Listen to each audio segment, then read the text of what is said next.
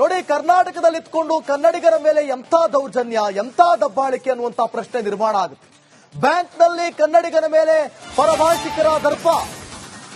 SBI bank ಮ್ಯಾನೇಜರ್ನಿಂದ ಕಿರಿಕ್. Hindi ಮಾತಾಡಬೇಕಂತೆ bank ಸಿಬ್ಬಂದಿ ದರ್ಪ ತೋರಿರೋದು. ಆನೇಕಲ್ ಸೂರ್ಯನಗರದಲ್ಲಿ ನಡೆದಂತಹ ಘಟನೆ ಇದು. ಮ್ಯಾನೇಜರ್ ಪ್ರಿಯಾಂಕಾ ಸಿಂಗ್ ದಬ್ಬಾಳಿಕೆ. ಅಮ್ಮ ತಾಯಿ ನಮಸ್ಕಾರ, ಎಲ್ಲಿಂದ ಬಂದ್ಯವ್ವ ನೀನು? ಬಾರಮ್ಮ, ನಾವು ನಿನಗೆ ಕನ್ನಡ ಗೊತ್ತಿಲ್ಲ ಅಂದ್ರೆ ನಾವು ಕನ್ನಡ ಹೇಳ್ಕೊಡ್ತೀವಿ, ಬಾರವ್ವ. ನೀವು ಇಲ್ಲಿತ್ಕೊಂಡು ಕನ್ನಡ ಮಾತಾಡು ಅಂತ ಹೇಳಬೇಕು ಅಥವಾ ತಾವು ಕನ್ನಡ ಕಲಿಬೇಕು. ಅದು ಬಿಟ್ಟು ಹಿಂದಿ ಮಾತಾಡು ಅಂತ ಹಿಂದಿ ಏರಿಕೆ ಹಾಕಿದ್ರೆ ನಾವೇನು ಹಿಂದಿ ಊರಲ್ಲಿದ್ದೀವ? ನೋಡಿ, ಒಂದ್ಸಲ ದೃಶ್ಯ ನೋಡೋಣ ಏನ್ ಮಾತಾಡಿದ್ದಾರೆ ಅಂತ. ಇದು ಕರ್ನಾಟಕ ಮೇಡಮ್. ಇಂಡಿಯಾ ಆದ್ರೆ ಈ ಕರ್ನಾಟಕದಲ್ಲಿ Kannada main first, Kannada first madam, Kannada first. ಈಗ ನೀವೇನ್ ಮಾತಾಡ್ತಾ ಇದ್ರೆ ತುಂಬಾ ಒಳ್ಳೇದು.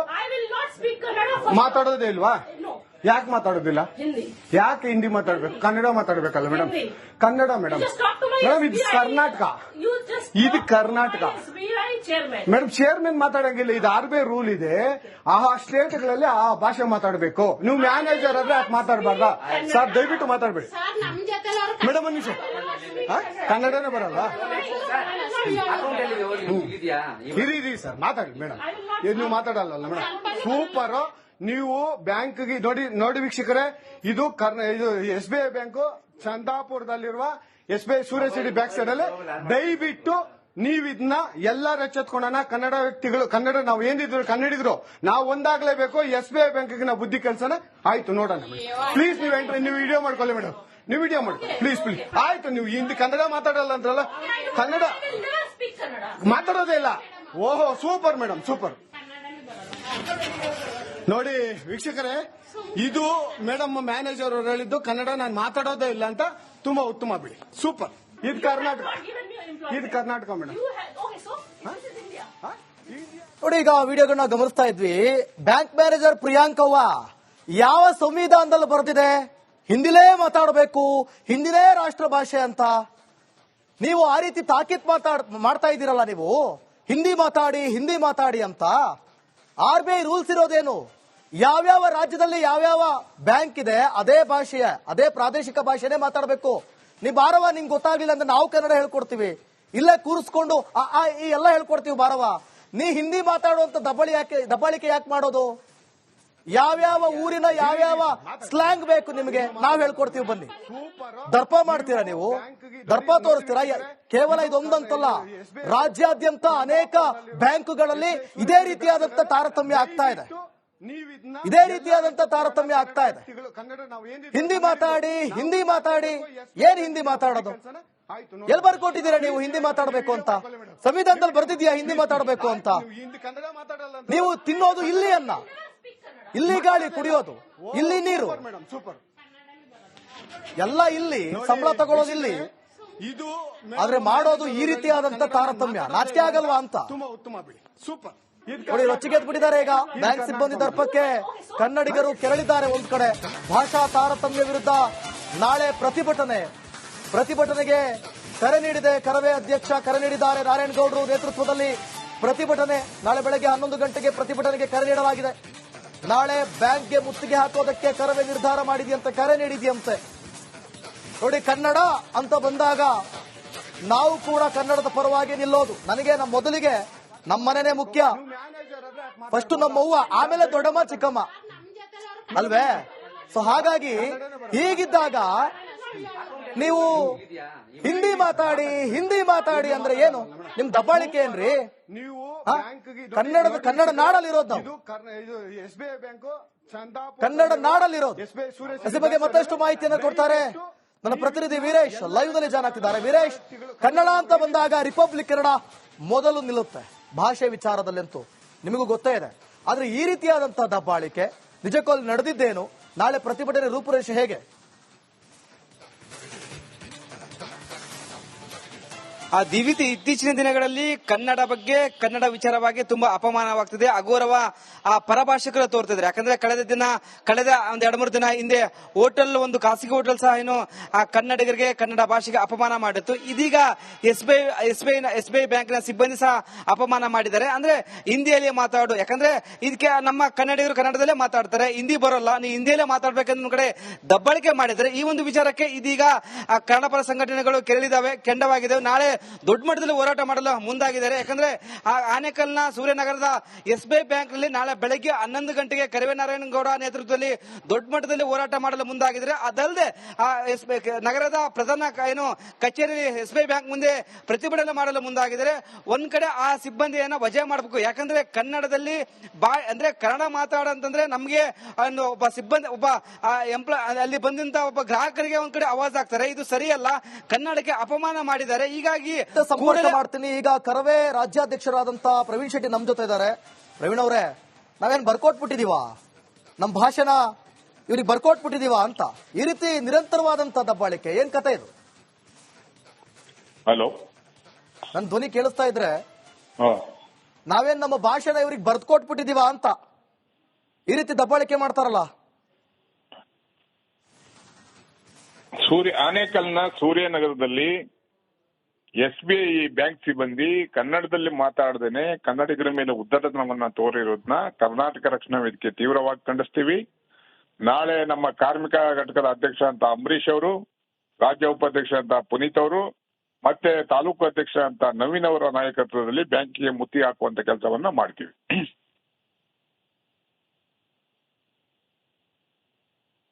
ನಾಳೆ ಯಾವ ರೀತಿಯಾದಂತ ಪ್ರತಿಭಟನೆ ಮಾಡ್ತೀರಿ? ಇದಕ್ಕೆ ಯಾವ ರೀತಿ ಉತ್ತರ ಕೊಡ್ತೀರಿ? ಬೆಂಗಳೂರು ನಗರದಲ್ಲಿ ಇತ್ತೀಚೆಗೆ ವಲಸೆ ಬಂದಂತ ವಲಸೆಕೋರರು ಎಲ್ಲಾ ಕಡೆನೂ ಕನ್ನಡಿಗರ ಮೇಲೆ ದಬ್ಬಾಳಿಕೆ ದಾಳಿಗಳನ್ನ ಮಾಡುತ್ತಾ ಇರೋದನ್ನ ನಾವು ನೋಡ್ತಾ ಇದೀವಿ.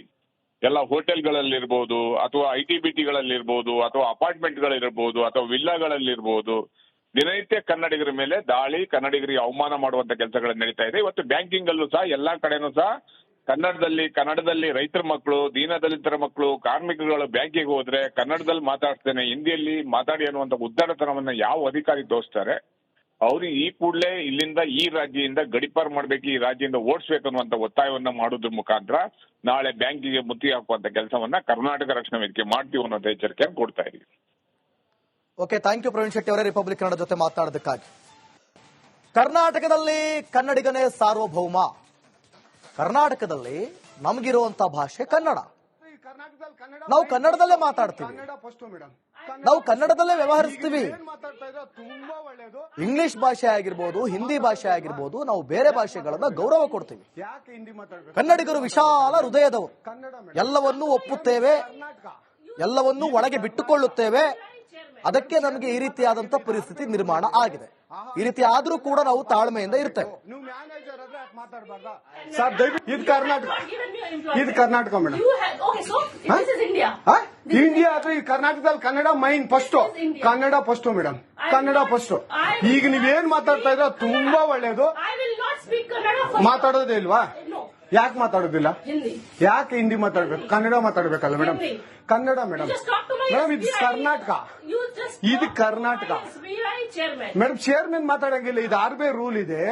ಆ ಸ್ಟೇಟ್ಗಳಲ್ಲಿ ಆ ಭಾಷೆ ಮಾತಾಡಬೇಕು. ನೀವು ಮ್ಯಾನೇಜರ್ ಆದ್ರೆ ಯಾಕೆ ಮಾತಾಡಬಾರ್ದ? ಸರ್ ದಯವಿಟ್ಟು ಮಾತಾಡ್ಬೇಕು ಮೇಡಮ್. ಒಂದು ನಿಮಿಷ, ಕನ್ನಡನೇ ಬರಲ್ಲ? ಇರಿ ಸರ್, ಮಾತಾಡಿ ಮೇಡಮ್. ನೀವು ಮಾತಾಡಲ್ಲ ಮೇಡಮ್? ಸೂಪರ್. ನೀವು ಬ್ಯಾಂಕ್ಗೆ ನೋಡಿ ವೀಕ್ಷಕರೇ, ಇದು SBI ಬ್ಯಾಂಕು ಚಂದಾಪುರದಲ್ಲಿರುವ SBI. ಕನ್ನಡಿಗರ ಹೃದಯ ಸೇನೆಯ ವಿಜಯ್ ಕುಮಾರ್ ಅವರು ನಮ್ಮ ಜೊತೆ ದೂರವಾಣಿ ಸಂಪರ್ಕದಲ್ಲಿದ್ದಾರೆ. ವಿಜಯ್ ಅವರೇ, ನೀವು ಕನ್ನಡಿಗರ ಹೃದಯ ಸೇನೆ, ಇವತ್ತು ಕನ್ನಡಿಗರ ಹೃದಯಕ್ಕೆ ಒಂದು ರೀತಿಯಲ್ಲಿ ಅವಮಾನ ಇದೆ, ನೋವುಂಟಾಗಿದೆ. ಇದು ಏನ್ ಬರ್ಕೊಟ್ಬಿಟ್ಟಿದೀವ ನಾವು ನಮ್ಮ ಭಾಷೆನ ಕಂಡವರಿಗೆ? ದರ್ಪ ತೋರಿಸ್ತಾರಲ್ರಿ, ಏನ್ ಹೇಳ್ತೀರಿ? ಇಂಥವ್ರಿಗೆಲ್ಲ ಫಸ್ಟ್ ಆಫ್ ಆಲ್ ನಾವು ಕರ್ನಾಟಕದೊಳಗಡೆ ಬಿಟ್ಕೊಳ್ಳೋದೇ ತಪ್ಪು. ಪ್ರತಿ ಸಾರಿ ನಾವು ಹೋರಾಟ ಮಾಡಿದಾಗ ನಾವು ಹೇಳ್ತಾ ಇರ್ತೀವಿ, ಮೊದಲನೇದಾಗಿ ಕನ್ನಡಿಗರಿಗೆ ಪ್ರಾಧಾನ್ಯತೆಯನ್ನು ಕೊಡಿ, ಸ್ಥಳೀಯ ಭಾಷೆಗೆ ಪ್ರಾಧಾನ್ಯತೆ ಕೊಡಿ ಅಂತೇಳಿ. ಎಲ್ಲೋ ಒಂದು ಕಡೆ ನಾವು ಮಾಡುವಂತಹ ಕೆಲಸಗಳನ್ನ ಪರಿಗಣನೆ ತೆಗೆದುಕೊಳ್ಳದೆ ಇಂತಹ ಅವಘಡ ನಡೆದಾಗ ಮಾತ್ರ ಕನ್ನಡ ಅನ್ನುವಂಥದ್ದು ಎಲ್ಲೋ ಒಂದು ಕಡೆ ತಪ್ಪಾಗ್ತದೆ. ಇಂಥವ್ರನ್ನ ನಾವು ರಾಜ್ಯದಲ್ಲಿ ಇರ್ಲಿಕ್ಕೆ ಬಿಡಬಾರ್ದು. ಇವ್ರನ್ನ ಬೆಂಗಳೂರಿಂದ ಕರ್ನಾಟಕ ರಾಜ್ಯದಿಂದ ಹೊರಗಡೆ ಹಾಕುವಂತಹ ಕೆಲಸವನ್ನ ಕನ್ನಡ ಪರ ಹೋರಾಟಗಾರರು ಕನ್ನಡಿಗರು ಮಾಡಿದಾಗ ಮಾತ್ರ ಸಾಧ್ಯ. ಅದಂಡವಾದ ವಾದ ಮಾಡುವಂತಹ ಪರಭಾಷಿಕರನ್ನ ನಾವು ಕರ್ನಾಟಕದೊಳಗಡೆ ಫಸ್ಟ್ ಆಫ್ ಆಲ್ ಬಿಟ್ಕೊಳ್ಳೋದು ತಪ್ಪಾಗ್ತದೆ. ಇಂಥವ್ರನ್ನ ಆಮೇಲೆ ಕಡಾಖಂಡಿತವಾಗಿ ವಿಜಯ್ ಕುಮಾರ್ ಅವರೇ ನೋಡಿ, ಬ್ಯಾಂಕ್ಗಳಲ್ಲಿ ಕೇವಲ ಕೆನರಾ ಬ್ಯಾಂಕ್ ಅಂತಲ್ಲ, ರಾಜ್ಯದ ಅನೇಕ ಬ್ಯಾಂಕ್ಗಳಲ್ಲಿ ಈ ರೀತಿಯಾದಂತಹ ಘಟನೆಗಳು ನಡೀತಲೇ ಇವೆ ನಿರಂತರವಾಗಿ. ಇವತ್ತು ಬೆಳಕಿಗೆ ಬಂದಿರಬಹುದು, ಇದು ಬೆಳಕಿಗೆ ಬರದೇ ಇರುವಂತಹ ಘಟನೆಗಳು ಇವೆ. ಇನ್ನು ರಾಜ್ಯ ಸರ್ಕಾರ ನಾವು ಕನ್ನಡದ ಪರ ಅಂತಾರೆ. ಏನ್ ಕ್ರಮ ಕೈಗೊಳ್ಳುವಂತ ಕೆಲಸ ಆಗಿದೆ ಅಂತ? ಯಾಕಂದ್ರೆ ನೀವು ನೋಡಿರ್ಬೋದು, ರಾಜ್ಯ ಸರ್ಕಾರ ನಾವು ಕನ್ನಡದ ಪರ ಅಂತ ಹೇಳೋದನ್ನ ನೀವು ನೋಡಿರ್ಬೋದು. ಎಷ್ಟು ಕ್ರಮ ಕೈಗೊಂಡಿದ್ದಾರೆ ಅಂತ. ಅದು ನಾಮಕಾವಸ್ಥೆಗೆ ಮಾತ್ರ ಹಂಗೆ ಹೇಳ್ತಾರೆ ಅಷ್ಟೇ ವಿನಃ 100% ಅಷ್ಟು ಅವರು ಮಾತನಾಡ್ತಕ್ಕಂಥದ್ದಲ್ಲ. ಆತರ ರಾಜ್ಯ ಸರ್ಕಾರ ಆದೇಶ ಮಾಡಿದಿದ್ರೆ ಇಂಥವ್ರನ್ನ ಕಠಿಣವಾಗಿ ಇವ್ರನ್ನ ದೂರನ್ನ ದಾಖಲಿಸಿ ಸುಮೋಟೋ ಕೇಸ್ ಹಾಕ್ಸ್ಕೊಂಡು ಇವ್ರನ್ನ ಅರೆಸ್ಟ್ ಮಾಡ್ಬೇಕಾಗಿತ್ತು ಇಷ್ಟೊತ್ತಿಗಾಗ್ಲೇ. ಎಲ್ಲೋ ಒಂದ್ ಕಡೆ ರಾಜ್ಯ ಸರ್ಕಾರ ಎಲ್ಲಾ ಭಾಷಿಕರನ್ನ ಓಲೈಸುವ ನಿಟ್ಟಿನಲ್ಲಿ ಕನ್ನಡಿಗರಿಗೆ ಕಣ್ಣೊರೆಸುವಂತ ಕೆಲಸವನ್ನ ಮಾಡ್ತಾ ಇದೆ ವಿನಃ ಇವರು ಭಾಗಶಃವಾಗಿ ಕನ್ನಡವನ್ನ ಉಳಿಸುವ ನಿಟ್ಟಿನಲ್ಲಿ ಮಾನ್ಯ ಸರ್ಕಾರ ಯಾವುದೇ ರೀತಿಯ ಕ್ರಮವನ್ನು ವಹಿಸ್ತಾ ಇಲ್ಲ. ಇದು ಮೇಲ್ನೋಟಕ್ಕೆ ಕನ್ನಡಿಗರನ್ನ ಕಣ್ಣೊರೆಸುವಂತ ಕೆಲಸವನ್ನು ಮಾಡ್ತಾ ಇದೆ. ನಾನು ನಿಮ್ಮ ವಾಹಿನಿಯ ಮುಖಾಂತರ ನಮ್ಮ ಕನ್ನಡಿಗರ ವಿಜಯ ಸೇನೆ ರಾಜ್ಯದ ಮುಖ್ಯಮಂತ್ರಿಗಳಲ್ಲಿ ಮನವಿಯನ್ನು ಮಾಡ್ತೇನೆ. ಇಂಥವರನ್ನ ಕೂಡ್ಲೆ ಅವರನ್ನ ಬಂಧಿಸಬೇಕು, ಗಡೀಪಾರು ಮಾಡ್ಬೇಕು ಅಂತ ಹೇಳಿ ನಮ್ಮ ಕನ್ನಡಿಗರ ವಿಜಯ ಸೇನೆ ಒತ್ತಾಯವನ್ನು ಮಾಡ್ತೇನೆ ಸರ್. ಆಮೇಲೆ ವಿಜಯ್ ಕುಮಾರ್ ಅವರೇ ನೋಡಿ, ನಾವು ಬಹುಶಃ ನಮ್ಮ ನಿರ್ಧಾರಗಳು ಕೂಡ ಇಲ್ಲಿ ಭಾಷೆಗೆ ಸಮಸ್ಯೆಗಳನ್ನ ತಂದೊಡ್ತಾ ಇದೆಯಾ ಅಂತ. ನಾವು ಕನ್ನಡಿಗರು ವಿಶಾಲ ಹೃದಯದವರು, ಎಲ್ಲರನ್ನು ಕೂಡ ಒಳಗಡೆ ಬಿಟ್ಟುಕೊಳ್ಳುತ್ತೇವೆ, ಎಲ್ಲರನ್ನು ಸಮಾನವಾಗಿ ಕಾಣುತ್ತೇವೆ, ಎಲ್ಲರನ್ನ ಗೌರವಿಸುತ್ತೇವೆ. ಈ ರೀತಿ ಸಲುಗೆ ಇವತ್ತು ನಮ್ಮನ್ನೇ ತುಳಿಯುವಂತಕ್ಕೆ ಬಂದಿದ್ಯಾ, ಏನಂತೀರಿ? ಖಂಡಿತವಾಗಿ ಸರ್. ಎಲ್ಲೋ ಒಂದ್ ಕಡೆ ನೀವ್ ಹೇಳದಂಗೆ ನಮ್ಮ ಹೃದಯ ವೈಶಾಲ್ಯತೆಯಿಂದಾಗಿನೇ ಇಂಥವ್ರು ಇವತ್ತು ಪರಭಾಷಿಕರ ದುರಾಂಕಾರ ಜಾಸ್ತಿ ಆಗ್ತಾ ಇದೆ. ಮುಂದಿನ ದಿನಗಳಾದ್ರೂ ಸಹ ಕನ್ನಡಿಗರು ಬದಲಾಗಬೇಕು. ಅವ್ರೇನೋ 4 ಕಾಸು 6 ಕಾಸು ಎಕ್ಸ್ಟ್ರಾ ಕೊಡ್ತಾರೆ ಅನ್ನೋ ಕಾರಣಕ್ಕೋಸ್ಕರ ಅವ್ರಿಗೆ ಮನೆ ಬಾಡಿಗೆಗಳನ್ನ ಕೊಟ್ಕೊಂಡು ಕನ್ನಡಿಗರನ್ನ ತೆಗಳುವಂತ ಕೆಲಸವನ್ನ ನಮ್ಮವರೇ ಮಾಡ್ತಾ ಇದಾರೆ. ಬಹುಶಃ ಇದೆಲ್ಲ ಒಂದೆರಡು ಪ್ರಕರಣಗಳು ನಿದರ್ಶನ ಆಗ್ಬೇಕು ಕನ್ನಡಿಗರಿಗೆ. ಇದನ್ನ ನಾನು ಒಪ್ತೇನೆ ಸರ್. ಎಲ್ಲ ಒಂದ್ ಕಡೆ ನಮ್ಮಿಂದಾಗಿಯೇ ಅವರು ಬೆಳೆಯುವಂತದ್ದಾಗ್ತದೆ, ನಮ್ಮಿಂದಾಗಿ ಇವತ್ತು ಕನ್ನಡಿಗರ ಕೆಲಸವನ್ನ ಕಿತ್ತುಕೊಳ್ಳುವಂತದ್ದಾಗ್ತಿದೆ. ಕೇವಲ ಕೆನರಾ ಬ್ಯಾಂಕ್ ಮಾತ್ರವಲ್ಲ, ಕರ್ನಾಟಕದಲ್ಲಿರ್ತಕ್ಕಂತಹ ಎಲ್ಲಾ ವರ್ಗದ ಬ್ಯಾಂಕ್ಗಳಲ್ಲೂ ಸಹ ಕನ್ನಡವನ್ನ ಕಡೆಗಣನೆ ಮಾಡ್ತಾ ಇದ್ದಾರೆ. ಅದು ಬದಲಾಗಬೇಕು. ರಾಜ್ಯ ಸರ್ಕಾರ ಒಂದು ಕಟ್ಟಿಟ್ಟ ಕ್ರಮವನ್ನ ವಹಿಸಲೇಬೇಕು ಅಂತ ಹೇಳಿ ಒತ್ತಾಯ ಮಾಡ್ತೇನೆ. ಈಗ ನಾಳೆ ಕರವೇ ಪ್ರತಿಭಟನೆಗೆ ಕರೆ ನೀಡಿರುವಂತದ್ದು ಯಾವ ರೀತಿ, ನಿಮ್ಮ ಪಾಲುದಾರಿಕೆಯಲ್ಲಿ ಯಾವ ರೀತಿ ಇರುತ್ತೆ ಅಂತ? ಸರ್, ನಾವು ಈಗಾಗಲೇ ಡಿಸೈಡ್ ಮಾಡಿದ್ರೆ ಬೆಳಗ್ಗೆ 11 ಗಂಟೆಗೆ ನಮ್ಮ ಕನ್ನಡಿಗರ ವಿಜಯ ಸೇನೆ ಸಹ ಹೋರಾಟದಲ್ಲಿ ಭಾಗವಹಿಸುತ್ತೆ. ಅವರ ವಿರುದ್ಧ ದೂರನ್ನು ದಾಖಲಿಸಿ ಅವರನ್ನ ಆಕೆ ಕ್ಷಮೆ ಕೇಳೋದು ಮಾತ್ರವಲ್ಲ, ಆಕೆ ಕರ್ನಾಟಕ ಬಿಟ್ಟು ತೊಲಗಬೇಕೆನ್ನುವಂಥದ್ದು ನಮ್ಮ ಒತ್ತಾಯ sir. Okay, thank you Vijay Kumar ಅವರೇ, ರಿಪಬ್ಲಿಕ್ ಕನ್ನಡ ಜೊತೆ ಮಾತನಾಡೋದಕ್ಕಾಗಿ. ನೋಡಿ, ನಾವು ಕನ್ನಡಿಗರು ಎಲ್ಲವನ್ನೂ ಕೂಡ ಸಂಭಾಳಿಸುತ್ತೇವೆ. ಯಾರೋ ಬೇರೆ ಭಾಷೆಯವರು ಬಂದು ಬೇರೆ ಭಾಷೆಯಲ್ಲಿ ಒಂದು ಅಡ್ರೆಸ್ ಕೇಳೋದು ಅಥವಾ ಏನಾದ್ರು ಒಂದು ಕೇಳಿದ್ರೆ ನಮಗ ಆ ಭಾಷೆ ಬರ್ಲಿಲ್ಲ ಅಂದ್ರೂ ಕೂಡ ಅದೇ ಭಾಷೆಯಲ್ಲಿ ನಾವು ಪ್ರಯತ್ನ ಮಾಡಿ ಅವೆಲ್ಲವನ್ನು ಕೂಡ ಹೇಳುವಂತ ಕೆಲಸ ಮಾಡ್ತೀವಿ. ಆದ್ರೆ ಅದನ್ನ ಅರ್ಥ ಮಾಡಿಕೊಳ್ಳದೆ ಅದನ್ನ ಸಲುಗೆಯಾಗಿ ತೆಗೆದುಕೊಂಡು ಈ ರೀತಿ ವರ್ತನೆ ತೋರುವಂತ ಘಟನೆಗಳು ರಾಜ್ಯಾದ್ಯಂತ ಆಗ್ತಾ ಇದೆ. ಈಗ ಪ್ರಿಯಾಂಕಾ ಸಿಂಗ್ ಅವರಿದಾರಲ್ಲ, ಈ ಬ್ಯಾಂಕ್ ಮ್ಯಾನೇಜರ್, ನಾನು ಕನ್ನಡ ಮಾತನಾಡಲ್ಲ, ನೀವೇ ಹಿಂದಿ ಮಾತಾಡಿ ಅಂತ ಹೇಳಿ ದರ್ಪ ತೋರಿಸ್ತಿದ್ದಾರಲ್ಲ, ಇದಕ್ಕೆ ಸರಿಯಾದ ಉತ್ತರವನ್ನ ಕೊಡುವಂತ ಕಾಲ ಸನ್ನಿಹಿತವಾಗಿದೆ. ಇದಕ್ಕೆ ನೀವು ಬೆಲೆ ತರಬೇಕಾಗುತ್ತೆ. ಕರ್ನಾಟಕದಲ್ಲಿ ನಾನು ಮತ್ತೊಮ್ಮೆ ಹೇಳ್ತಾ ಇದ್ದೀನಿ, ಕರ್ನಾಟಕದಲ್ಲಿ ಕರುನಾಡಲ್ಲಿ ಕನ್ನಡವೇ ಸತ್ಯ, ಕನ್ನಡಿಗನೇ ಸಾರ್ವಭೌಮ. ನಾವು ಮಾತಾಡಿದ್ರೆ ಕನ್ನಡದಲ್ಲೇ ಮಾತನಾಡೋದು. ನಿಮಗಾಗ್ಲಿಲ್ಲ ಅಂದ್ರೆ ನಿಮ್ಮೂರಿಗೆ ಹೋಗಿ, ಇಲ್ಲ ಇಲ್ಲಿ ಇರಬೇಕು, ಇಲ್ಲಿಯನ್ನ ತಿನ್ನಬೇಕು ಅಂತಂದ್ರೆ ನೀವು ಕನ್ನಡ ಭಾಷೆಯನ್ನ ಕಲಿತು ನೀವು ಇಲ್ಲಿ ವ್ಯಾವಹಾರಿಕವಾಗಿ ಮುಂದುವರಿಯಿರಿ. ಇಲ್ಲ ಅಂತಂದ್ರೆ ಕೆಲಸ ಬಿಟ್ಟು ಹೋಗ್ತಾ ಇರಿ. ನಮ್ಮ ಕನ್ನಡಿಗರಿಗೆ ಸಾಕಷ್ಟು ಉದ್ಯೋಗ ಕೊಡುವಂತದ್ದು ಬಾಕಿ ಇದೆ. ಅವರಿಗಾದ್ರೂ ನಿಮ್ಮಿಂದ ಕೆಲಸ ಸಿಗುತ್ತೆ, ನಿಮ್ಮಿಂದ ಒಂದು ಉಪಕಾರ ಆಗುತ್ತೆ. ನಿಮ್ಗಾಗಿಲ್ಲ ಅಂದ್ರೆ ಹೋಗ್ತಾ ಇರಿ ಅಷ್ಟೇ, ಬೇರೇನಿಲ್ಲ. ಮಾತಾಡೋದೇ ಇಲ್ವಾ? ಯಾಕೆ ಮಾತಾಡೋದಿಲ್ಲ? ಯಾಕೆ